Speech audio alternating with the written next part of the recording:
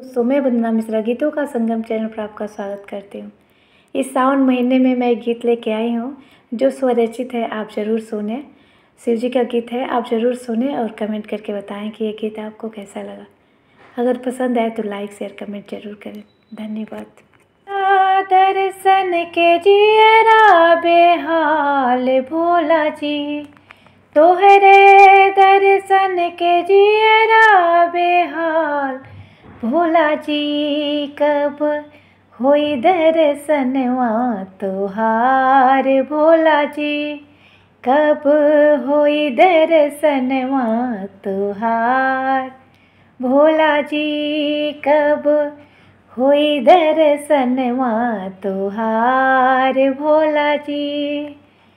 माथे पे चांद शोभे गले मुंडे माला, माथे पे चांद शोभे गले मुंडे माला, कनवा में कुंडल और सूरती भोला भाला, कनवा में कुंडल और सूरत भोले भाला, गले सर पर छोड़ेला फुफकार भोला जी, गले सर पर छोड़ेला फुफकार भोला जी, कब होई दर्शनवा तोहार भोला जी, कब होई दर्शनवा तोहार भोला जी।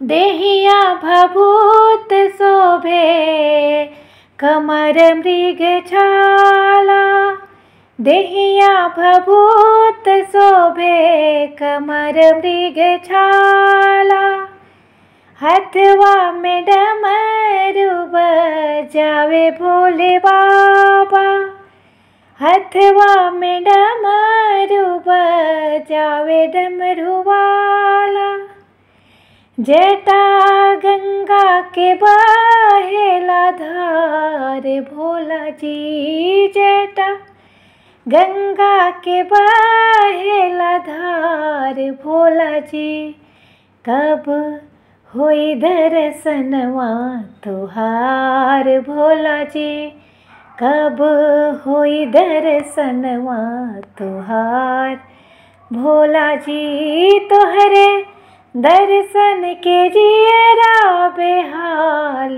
भोला जी, तोहरे दर्शन के जियरा बेहाल भोला जी, कब होई दर्शनवा तोहार भोला जी, कब होई दर्शनवा तोहार भोला जी, कब होई दर्शनवा तोहार भोला जी।